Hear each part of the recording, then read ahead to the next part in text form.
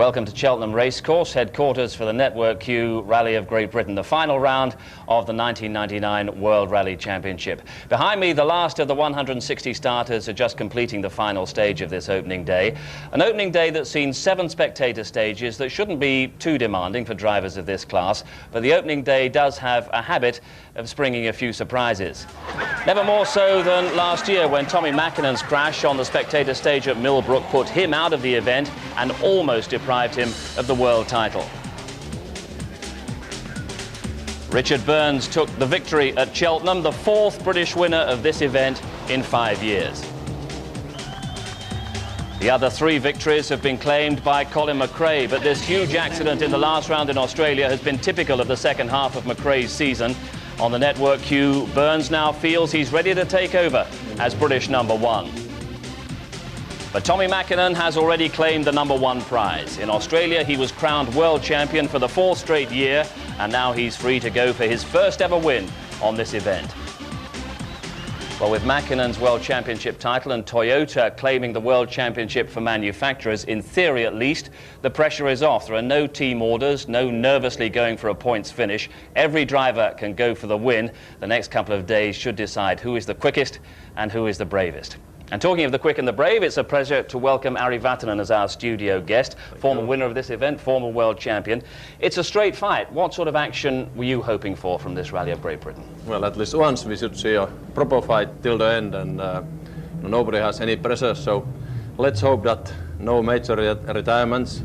And contrary what people may believe, I don't hope for snow either, so that wouldn't be good neither for spectators, neither for service crews. So really people working their hearts out till the last minute to have a sporting finish, and maybe a Brit winning, because we Finns have already won a lot. Okay, let's remind everyone of the shape of the next 3 days. Cheltenham, the hub of the action. The rally starts here and returns here each evening. Today's 7 spectator stages included 3 visits to Silverstone and the Blenheim stage, which we televised live.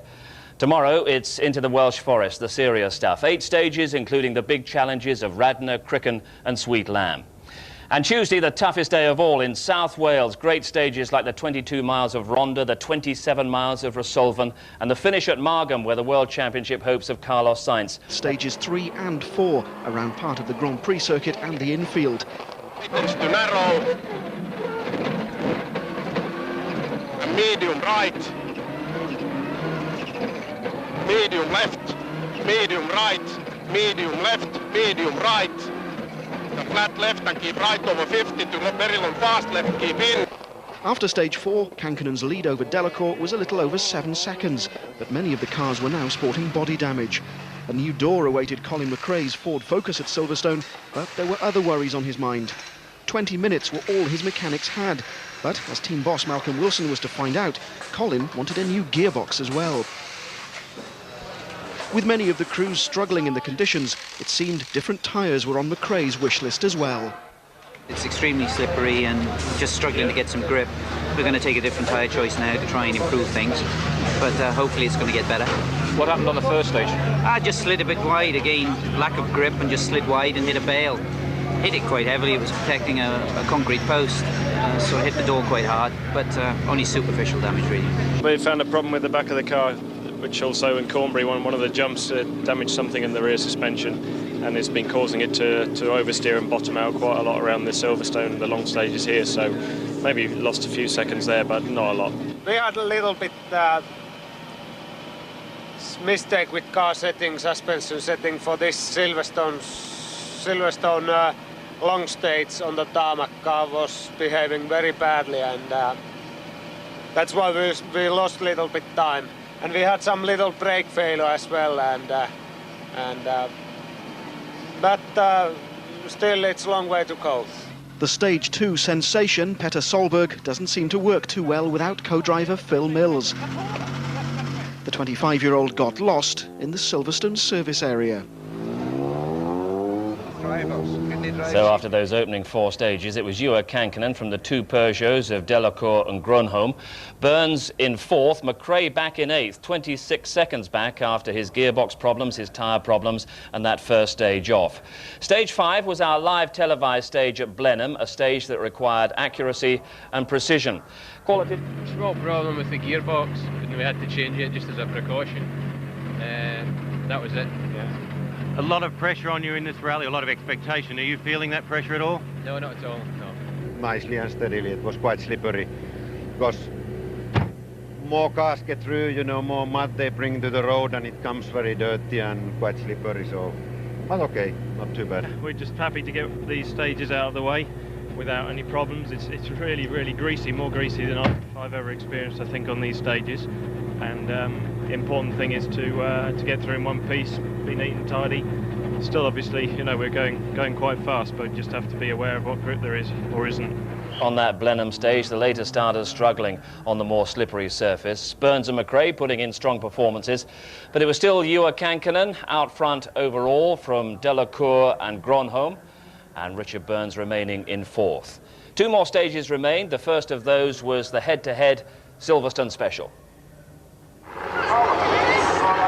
This morning's pair of stages at Silverstone were, well, just stages, but the Super Special was show business.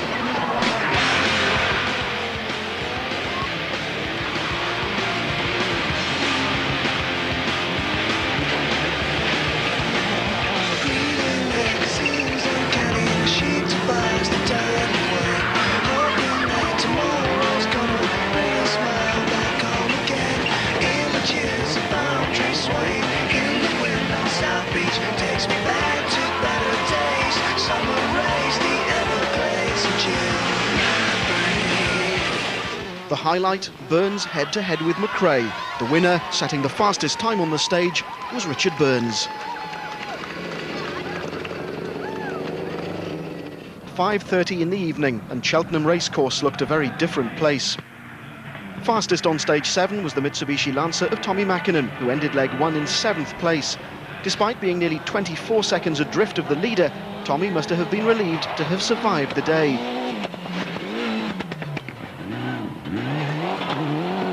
The loudest cheers, though, were for the 2 British drivers. Colin Mcrae was only 9th quickest on the stage, and he'll start tomorrow in 8th place on the leaderboard, while the Subaru Impreza of Richard Burns is around 16 seconds ahead of the Focus. Burns and co-driver Robert Reid are 4th tonight, helped a little by setting the equal 2nd quickest time on stage 7. The top 4, in fact, are split by just over 8 seconds, with the leading pair just 3.5 seconds apart. Francois Delacour is the highest placed of the Peugeot drivers in 2nd place, while it's Burns' Subaru teammate Ewa Kankinen who leads. The shortest day is finally over. The rally proper begins tomorrow. It's a different story tomorrow for sure, completely different than today, but I think we can still be all right and fast tomorrow as well. Has the car been behaving very well? No problem at all, and very easy, very nice, handles well. Just no problem at all.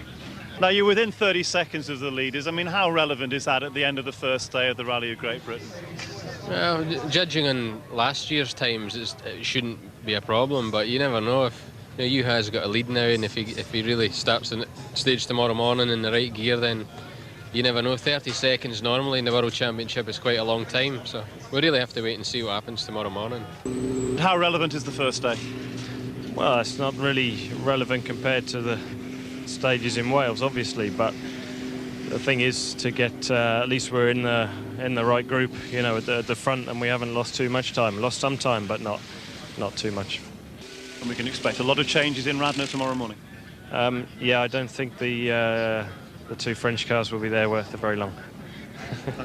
So at the end of the first day, well, that leaderboard has remained pretty well static throughout. Kankinen from the 2 Peugeots, Burns in 4th, Tommy Mackinnon with the fastest time at Cheltenham Racecourse, moving back into 7th, ahead of Mcrae, who's just under 24 seconds off Kankinen's lead. No major casualties. All bar 6 are still running in this event, and they're still running behind us here at Cheltenham Racecourse, Ari Vatanen. But in a way, the rally changes now, not only for the next 2 days, but next year as well. We don't have Sunday spectator stages next year. We go straight into the forest. Are you sorry to see them go? Well, not really, and I don't think the current drivers are either, because actually it was good for spectators because your forests are far away. But apart from that, I mean, to have it 3 days in the forest, I mean, I think that's an excellent idea. The great thing is today they've all survived. All the big names now head into the Welsh Forest for this tremendous battle to see who's going to win the Rally of Great Britain. Let's go through them individually. Mackinnon out front today and looking very solid. He always is such a tough man to beat. Yeah, exactly, and he always bounces back. I mean, can never discount him. The two Peugeots, François Delacour, Gronholm, are we right to write them off? No, Delacour probably yes. He won't be at East tomorrow, whereas Gronholm could be the surprise.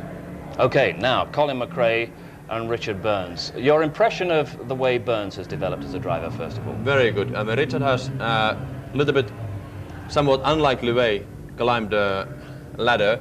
I mean, whereas Colin or myself or many others have started with lots of, should I say, raw talent, too fast, whereas Richard obviously has a talent but has gradually grown, and he's definitely a, I should say, world champion in next few years. Colin Mcrae, by contrast, he perhaps has got a little bit more of your approach, aggression right from the start, and that puts a few question marks over his ability to finish the event, and he made the big mistake today here at Cheltenham Racecourse on the very first stage. Do you have question marks in your mind about the amount of aggression that Colin puts into his driving?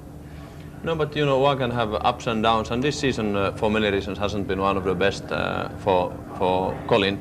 But I mean, when he bites the bullet, I mean, he goes very fast, and somehow he can really untap something in the British forest, and so he could end up there also. Tommy Mackinnon, 4 years straight as world champion, but never won in this country, never won this event. What would it take for him to up his game to win here in the next couple of days?